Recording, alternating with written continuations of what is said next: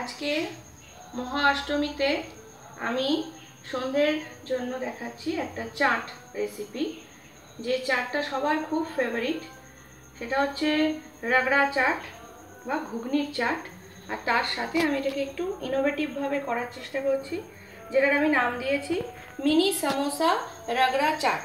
আমি দুটো দেখাচ্ছি। এই ঘুগনিটা যে বানাবো, ঘুগনিটাকেই আমরা যেরকম হালকা ঘুগনি বানাই সেরকমই এটা সিদ্ধ করা মটর, এই যে সিদ্ধ করা আছে, এটা সফটভাবেই সিদ্ধ করা আছে, কিন্তু খুব সফট নেই।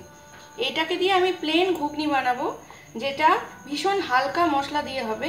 সেটাকে দিয়েই এই মিনি সামোসা, এটা রেডিমেড মিনি সামোসা, এই মিনি সামোসাকে ভেঙে তার উপর আমি এই ঘুগনি দেবো, তার উপরে দেবো টক দই এবং আদার্স যা যা চাটনি থাকে। ইনগ্রিডিয়েন্টসগুলো দেখিয়ে দিচ্ছি। এখানে আছে এই রাগড়া বানাতে যা লাগবে: ধনে জিরে গুঁড়ো, কাশ্মীরি লঙ্কা গুঁড়ো, একটু লঙ্কা গুঁড়ো, একটু হলুদ গুঁড়ো। আর তেলের পরিমাণ হচ্ছে জাস্ট এই 1 টেবিল স্পুন, তাও পুরোটা নাও লাগতে পারে কারণ এটা একদম হালকা হবে। এর সাথে লাগবে এই যে আদা রসুন আর পেঁয়াজের এই ক্রাশ করে আর কিছুটা ঘষে নিয়েছি। এটা দিয়ে আমি করব, এই মশলা দিয়ে এটা হালকা করে হবে। আর এছাড়া চাটটা বানাতে লাগছে আমার এই টক দই, যেটাকে আমি চিনি আর নুন দিয়ে আগে ফেটিয়ে ফ্রিজে রাখবো। একটুখানি লাগছে পেঁয়াজ কুচি, টমেটো কুচি। এটা হচ্ছে ইমলি চাটনি, যেটা আমাদের চাট করতে একদম মাস্ট, যেটা লাগেই। গুড় দিয়ে, তেঁতুল দিয়ে এবং ভাজা মশলা দিয়ে যে চাটনিটা থাকে সেটা। আর এটা হচ্ছে হরা চাটনি, যেটাকে আমি ধনে পাতা, পুদিনা পাতা, একটা রসুন, একটু কাঁচা লঙ্কা দিয়ে মিক্সিতে ব্লেন্ড করে তাতে সামান্য লেবুর রস দিয়ে রেখেছি। আর এর মধ্যে আছে চাট মশলা, এটা হচ্ছে চাট মশলা আছে, চাট মশলা লাগবে। আর পাশে আছে ধনে পাতা কুচি, আর সাজাবার জন্য ওই ছোট ছোট ভুজিয়া, আর এর মধ্যে কয়েকটা বাদামও দেওয়া আছে, ভুজিয়া এবং বাদাম। এবার আমি এটা শুরু করছি। প্যানে তেলটা দিয়ে দিলাম, তেজপাতা দিলাম,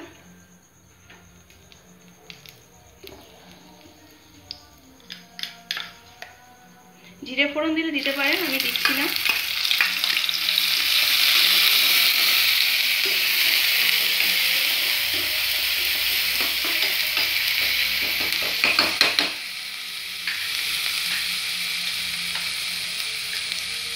টমেটো কুচিটা দিয়ে দিলাম।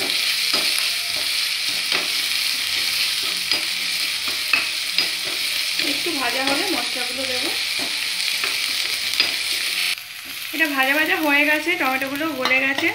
আমি সবকটা মশলাই একসাথে দিয়ে দিলাম।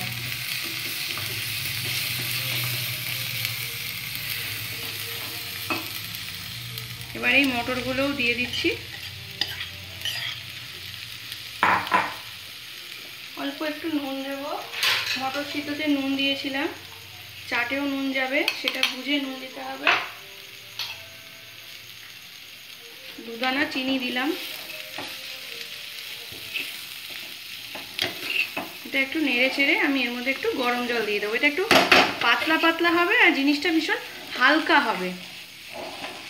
এটা একটু কষানো হয়ে গেছে, আমি এবার এই গরম জলটা এর মধ্যে দিয়ে দিচ্ছি। এটা একটু গরম জলের সাথে ফুটুক, ততক্ষণ আমি দইটাকে ফেটিয়ে নিচ্ছি, কারণ দইটাকে ডিপ ফ্রিজে দিয়ে ঠান্ডা করতে হবে। এটা একটু সামান্য নুন দিয়েছি, আর এখানে জাস্ট 1 পিঞ্চ নুন দিয়েছি, আর এখানে হাফ টেবিল স্পুন মতন চিনি দিলাম। আমি বাকিটা দিচ্ছি না, 1 টেবিল স্পুন ছিল, হাফ টেবিল স্পুন দিয়েছি। এবার এটাকে ভালো করে ফেটিয়ে ডিপ ফ্রিজে ঠান্ডা করতে রাখতে হবে। একদম ঠান্ডা ঠান্ডা দই আর একদম গরম গরম রাগড়া, তবেই মজা। এটা ভালো করে একদম ক্রিমের মতন ফেটিয়ে নিয়ে ডিপ ফ্রিজে ঢোকাতে হবে।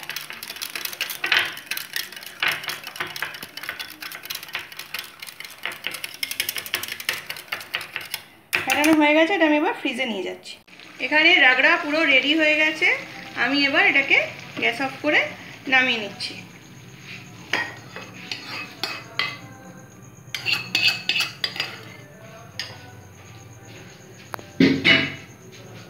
এবার আমি একটা প্লেট নিলাম, আর একটা ছোট হাঁড়ি নিলাম।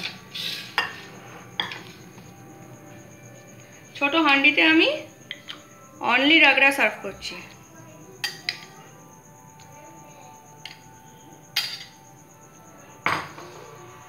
আর এই প্লেটের মধ্যে এই মিনি সামোসাগুলোকে আমি হাত দিয়ে একটু ফাটিয়ে ফাটিয়ে দিচ্ছি।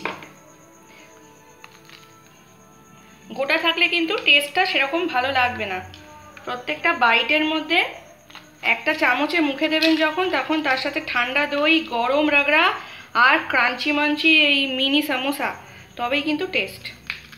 আচ্ছা, এটা কিন্তু মিনি সামোসা ছাড়া এমনি নর্মাল সামোসা দিয়েও করা যায়। সেক্ষেত্রে সিঙ্গাড়াগুলোকে একটুখানি হাতের সাহায্যে এরকম চাপ দিয়ে, এই হাতের সাহায্যে চাপ দিয়ে ওটাকে ফ্ল্যাট করে, সেই ফ্ল্যাট অবস্থাটা একদম সিম করে গ্যাসের চাটুতে যদি দিয়ে একদম মানে ক্রিস্পি করে আবার উল্টো পাশ করে নেন, নিয়ে সেটাকেও যদি ভেঙে ভেঙে এরম দেন, সেটাও কিন্তু একই রকমই খেতে লাগবে। আমি এখানে আর একটা সিঙ্গাড়ার এই রাগড়ার ওপর দিচ্ছি।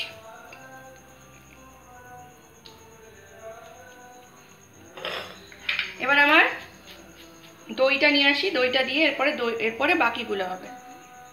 দই নিয়ে এসছি, এবার এইটার ওপরে রাগড়াগুলো দিচ্ছি। একটু বেশি বেশি করে ভরে ভরে দিলে বেশি টেস্টি হয়।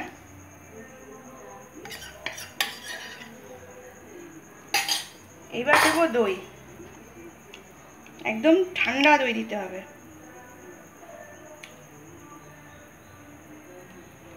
এক্সট্রিম দই দিলে কিন্তু দেখতেও ভালো লাগবে না, খেতেও ভালো লাগবে না, এর বেশি আমি দিচ্ছি না। আবার এই যে শুধু রাগড়া যেটা, ওটার ওপরেও আমি অল্প দই দিলাম। এবার দিচ্ছি দু একটা করে টমেটোর কুচি, বেশি দেব না, বেশি দিলে কিন্তু ভালো লাগে না, অল্প অল্প করে। এবার একটু ফাইনলি চপড পেঁয়াজ, সেটা একটু,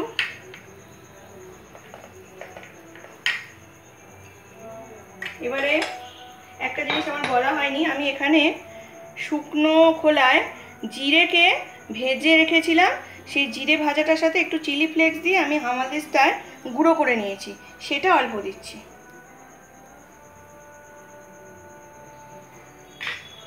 এবারে দিচ্ছি দু রকমের চাটনি,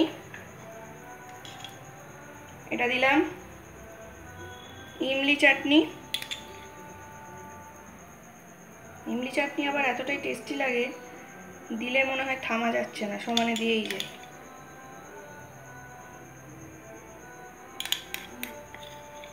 ইমলিটা চাটনি কিন্তু তেঁতুল ছাড়াও আনারদানা দিয়ে করা যায়।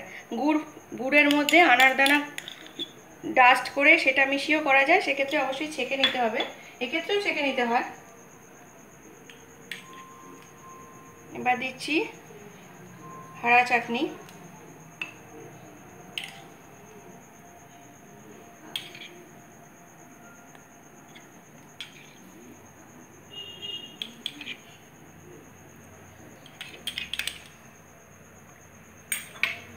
এবার দিচ্ছি কটা ধনেপাতা, এবার দিচ্ছি চাট মশলা,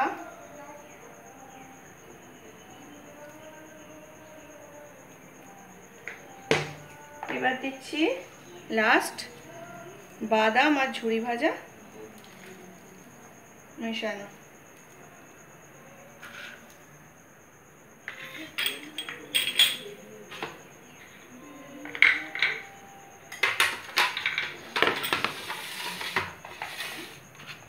আমার মহা অষ্টমীতে সন্ধ্যেতে তৈরি দু রকমেরই চাট একদম রেডি।